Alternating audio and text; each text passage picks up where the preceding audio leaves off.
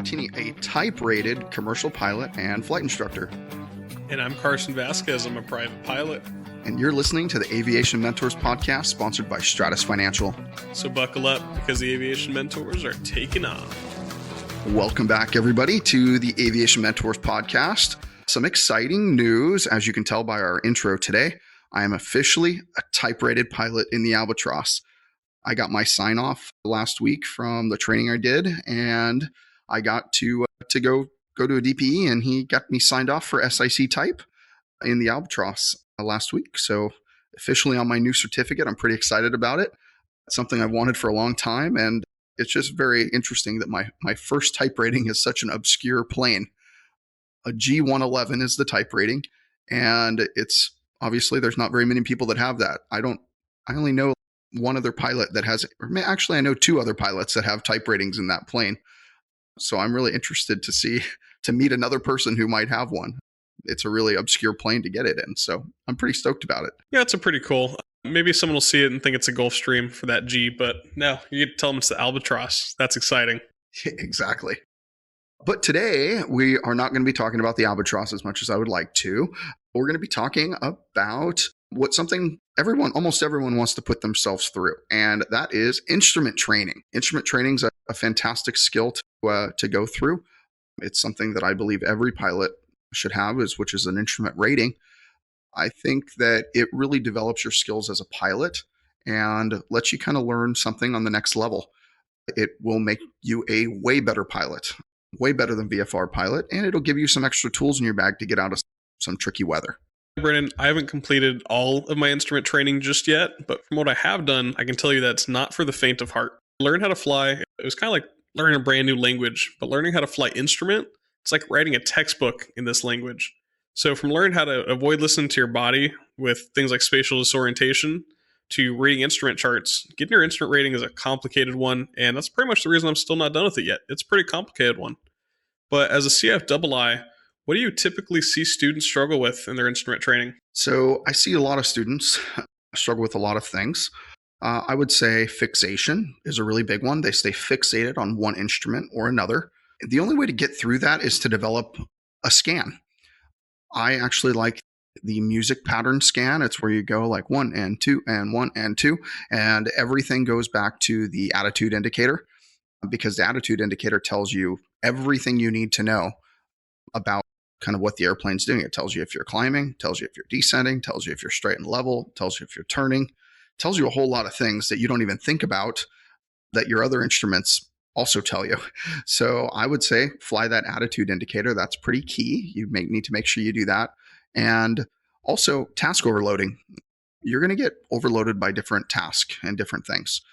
One big thing you get task overloaded with is when you're doing that instrument approach. Now you're not just scanning your instruments to make sure you're staying on certain headings or certain just different parts of the approach. You also have to read a chart. You also have to tune some radios. You have to verify that you're using the correct equipment. You have to make sure you get ATIS. You have to talk to ATC and fly the airplane. And then if you're a CFII, you also have to train and teach somebody how to do all those things at the same exact time. So there's a lot of stuff that comes together in an instrument flight. And if you're not using a GPS or things like that, you're also having to identify cross radials, and there's a lot of things that happen with instrument training. So Carson's right. It is like learning a second language or writing a textbook in the new language, so to speak. It's really just additional information that you have to process just as quickly. And now over time, it becomes second nature, just like it does or has during your private pilot training.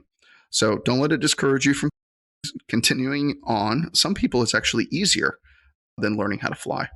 For me, it was incredibly difficult because I struggled with the navigational aspects of private pilot flight training compared to instrument training.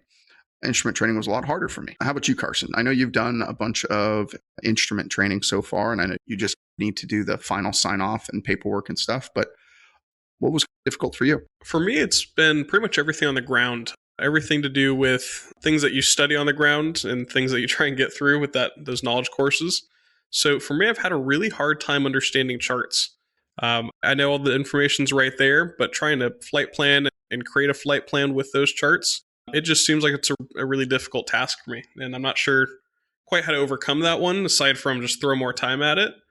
But that's been my struggle. But what did you struggle with during your flight training? Number one was my scan. I looked all over for a different scanning method than even what I had. A few different instrument instructors because I took forever to get it done, like what Carson's doing, taking forever to get it done. I was no different. It took me like a year and a half to get it done, but I was doing it slow and steady. I wasn't doing it as a career or anything like that. I just wanted to get it done at some point. But I struggled on fixation. I wasn't flying a heading. I was chasing needles. A lot of people do. They chase needles rather than fly a heading and intercept the needle and then change your heading again. That's a big one. So I was chasing needles and I didn't have a proper scan developed. Those are the two biggest things for me. And I would say those are probably the biggest things for most people that to struggle on. You just really need to develop that scan. And like I said, the music pattern, I go from attitude indicator to airspeed, attitude indicator to turn coordinate, attitude indicator to heading indicator, attitude indicator to altitude, attitude indicator to rate of climb indicator, and then back to the attitude indicator. And notice I say attitude indicator a lot. It's because you should be looking at that instrument twice as much as everything else, or actually, I guess that would be 5 or 6 times as much as everything else, just because it tells you so much information. And if you're lucky enough to have a G5 or something that's digital in your cockpit or glass cockpit, then you're really looking at the attitude indicator all the time, and you're developing a smaller scan around that instrument because that instrument literally tells you everything you need to know. It has all the scans involved. And going from plane to plane is a little bit different too, because you're going to have a different scan in every airplane, which is really an interesting thing to think about as well. And that's why I typically don't fly instrument on the first flight. I've flown a brand new airplane because everything's in different places potentially, and your muscle memory and eye memory is just not keen to exactly where to look. Even if an instrument is an inch away from another instrument in another airplane, even though it's the same exact airplane, your scan is now off. It's going to be harder to fly that airplane. So I struggled with the scan, and I guess to a certain extent I still do, because I can't just jump in any airplane, because I can jump in any airplane, but it takes me a little bit longer to develop a brand new scan for that airplane to be able to fly it correctly and fly it well. And that's the interesting thing about having the right scan, and especially with fixation. When you're fixated on one instrument, cool thing is that instrument is never going to change. You're going to be precise with it. The bad thing is every other instrument will. I've had a problem where I'd stare at my airspeed indicator for so long, just making sure that was okay. And then I would stare at it and I'd look away and I would realize that I'm starting to turn. So that's the issue with fixation right there. But what do you recommend to students who are struggling with these common issues? Carson, when we wrote up our script today, because we have like a basic script, he put "do better?" ? And to a certain extent, it is correct. Yeah, you should do better. Doing better means listen to your instructor. And what I always say, if your instructor is not getting you to that point, go find a different instructor. It's nothing against your current instructor. It just might be that they've taught you all the different ways that they know, and you need another way. Not necessarily better, but just different way. That way you can learn how to fly whatever you're doing properly. So I say go get a CFII who is really experienced in teaching people how to fly instrument. Get a CFII who has real world experience, those types of things. You need to just switch instructors usually if you're still struggling with some common issues like fixation or your scan is improper. Or you need to practice that music pattern outside of the cockpit. I know when I was learning how to fly, I needed to practice that scan as well. So I bought a thing from sporties.com, and it was a 172 cockpit picture. And I was able to sit at home whenever I was doing work or whatever, and I would look up at that and I would just practice scanning my instruments. I would be looking from that attitude indicator to everything else and back and forth and back and forth. And that kind of helped develop my scan longer.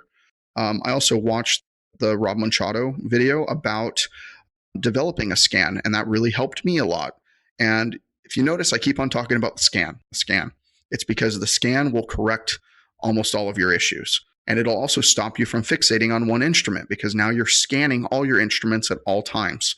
You won't be fixating on one particular instrument, causing you to get off course. So make sure that you're developing that scan, stopping with the fixation, and getting a new CFII if needed to be able to develop your skills a little bit better. And as far as the CFIs, I know a lot of our listeners are CFIs and CFIIs.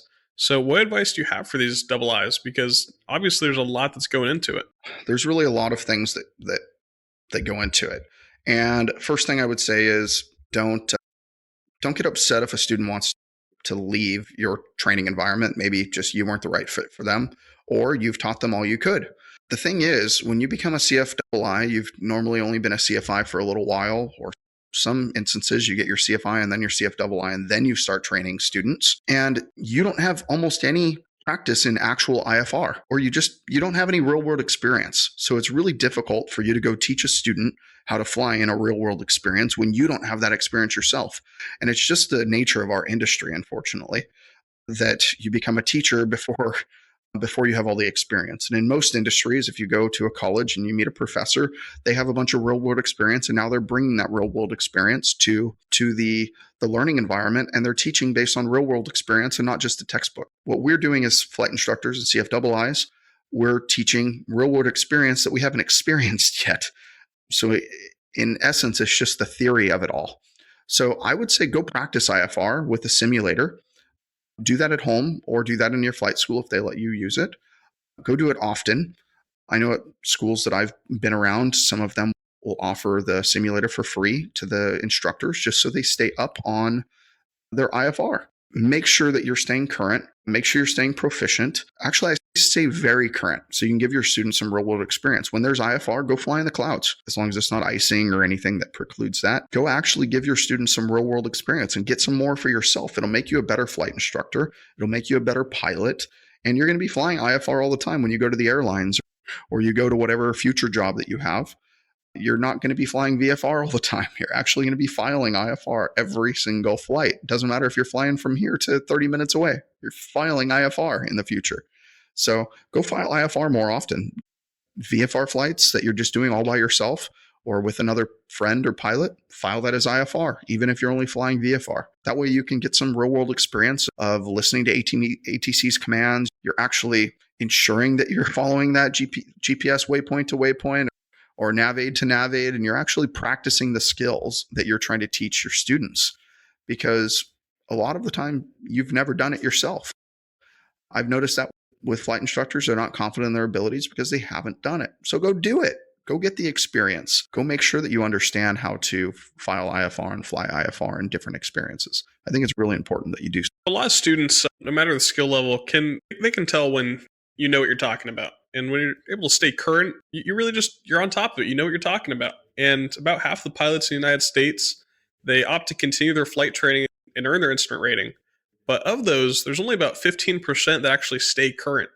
And as I'm working on my instrument rating, and although it gets challenging at times, there's lots of work involved, there is nothing like flying through that cloud layer, popping up to see sunshine on top. Personally, that's what keeps me going. But feel free to reach out to us and share your motivation for continuing on with your flight training, or encourage other pilots with what you love the most about being a pilot. Yeah, thanks so much for joining us today. I hope you gained some insight on some challenges when it comes to learning to fly IFR and that part of your flight training journey. It's a fun one, and it's probably one of the more challenging aspects of learning to fly.